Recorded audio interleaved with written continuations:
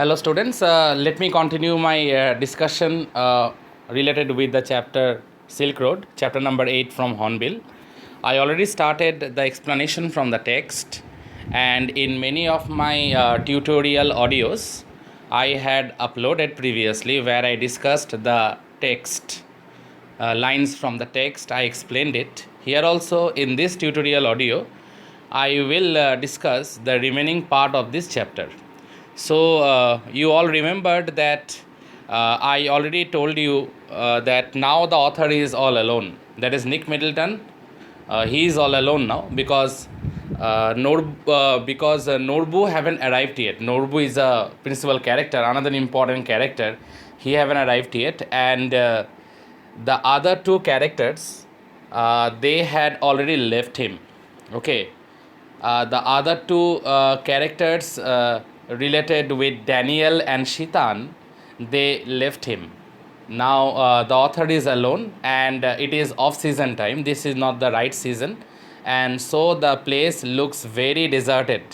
And since he is alone, he is also feeling a bit demoralized. Now let's see what happens. I had been told that at the height of the pilgrimage season, the town was bustling with visitors. Now, the author got the information then that during the time of season, the entire town is to be filled up with people. Many brought their own accommodation, enlarging the settlement round its edges as they set up their tents, which spilled down onto the plain. Now, it becomes very crowded during the main season time, and many trekkers or many visitors, they used to bring their own accommodation, and they used to pitch tents, and sometimes it is to extend down to the plain region also. That actually shows that this place is to be filled up with people, tourists, then trekkers, mountain trekkers, during the time of right season. But during the time off season, it looks very, very deserted, and the author is feeling very lonely also at the same time. I had timed my arrival for the beginning of the season, but it seemed I was too early. Now the author realized that might be he came a bit too early. This might be not the right time. Maybe he did a sort of wrong in his calculation while proceeding to undertake his journey to Mount Kailash. This might not be the right time or right season. And he himself is saying, and here I quote, you can mark it up in your text, I was too early. Maybe I came too early. One afternoon, I sat pondering. Actually, the root word is ponder. Ponder means to brood. B-R-O-O-D, brood, or to think something, some situations that already happened. We all ponder in our life, we all ponder, we all brood. The other meaning of pondering is to brood, thinking about some things that already happened in the past, and those things had a significance in the present time. So that is the enlarged version of the meaning of the term ponder or brood. So let me continue. One afternoon, I sat pondering my options over a glass of tea in Darchen's Only Cafe. Okay, that same place where he went previously to have a glass of tea. He went to that place, and he was sipping on his tea and thinking what might be his step, what step he should take right now. After a little consideration, I concluded they were severely limited. Clearly, I hadn't made much progress with my self-help program on positive thinking.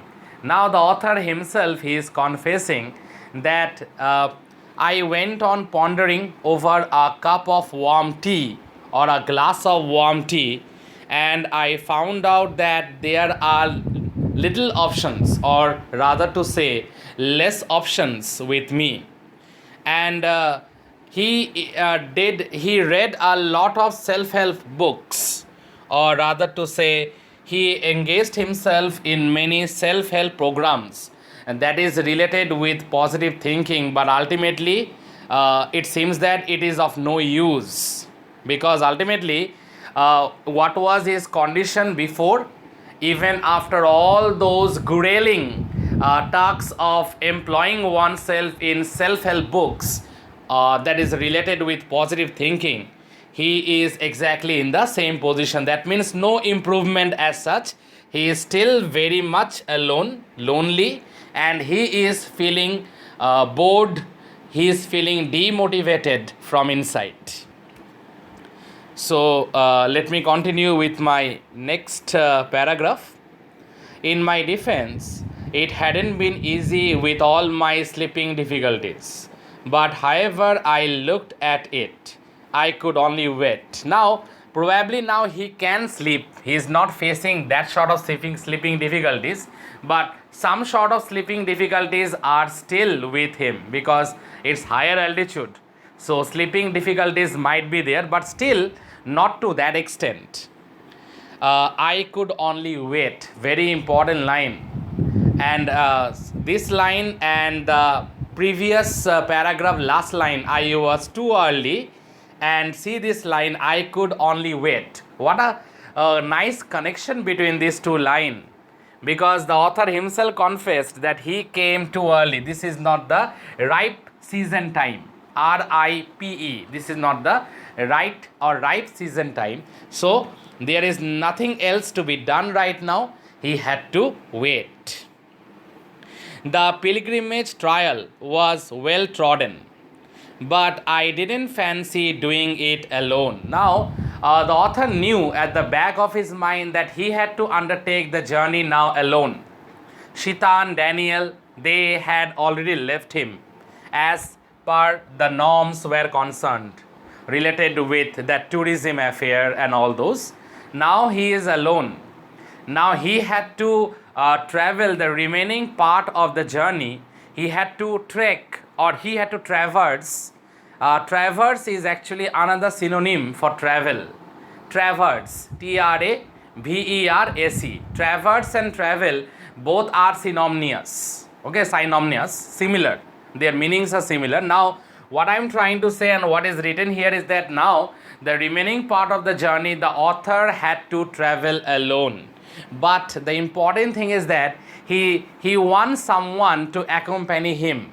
He wants someone to give him good company, because he didn't fancy to travel all alone. Please underline that line because I guess that PDF version of the text I already uploaded in the Google Classroom. So you can have access from there. This line is important. The pilgrimage trail was well trodden, but I didn't fancy doing it alone. I want someone.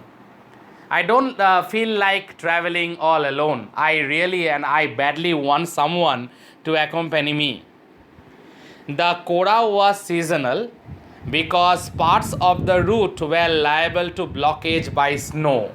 Okay, the Koda means the pilgrimage or the journey, because by this time you know about the meaning of Koda. It's a Buddhist or a Tibetan term.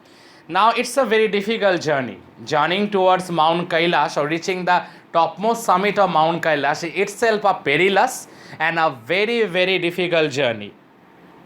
So I repeat, the Koda was seasonal, and it is the pilgrimage part is seasonal.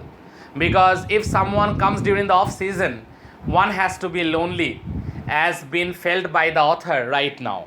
So I am repeating, the Koda was seasonal because parts of the route were liable to blockage by snow. There was snowfall, and part of the journey there might be snow blockage or restriction because of snowfall. Blockage actually means related with restriction. I had no idea whether or not the snow had cleared, but I wasn't encouraged by the chunks. Chunks actually means large pieces. Chunks of dirty ice that still clung. Clung actually means closely attached. That is the meaning of the term clung. C-L-U-N-G. Clung means closely attached. That still clung to the banks of Darchen's brook. Brook means a small river or we can say a small stream. Okay, that is the meaning of brook. Notice the spelling, dear students, BROOK. But I saw chunks of dirty eyes, and those eyes still closely attach themselves near the small stream of Darchen or Darchen's brook. So I can presumably guess that there might be road blockage because of snowfall. Since Shitan had left, I hadn't come across anyone in Darchen with enough English to answer even this most basic question. Now, since Daniel already left and Shitan also left, now there is no one with whom he could converse, because previously Shitan could converse with him in English, but now he can't converse with anyone. And it is very difficult to answer this simple basic question that is actually troubling him, whether he could proceed in his mission towards Mount Kailash, because he could see chunks of dirty ice that's clung to the small brook or the river. Now he wants to ask a basic question whether there will be road blockage because of snowfall, but unfortunately Nick Middleton, he can't communicate, because after Shitan left him, he can't communicate with anyone, because very few people, hardly few or very less people knew English, and he can't converse in Tibetan language. So dear students, I stop near this term, most basic question. In my next audio presentation, I will continue from the next paragraph. I request everyone, listen to this audio lecture that I have given. Maybe the quality of the audio or the video that you can see here, the pictures or the words, that might not be clear to you, but if you listen, then also I think the job will be done, because it's an audio presentation. So if you listen carefully, you will gather a lot of ideas related with this chapter. So thank you, students. Thank you all.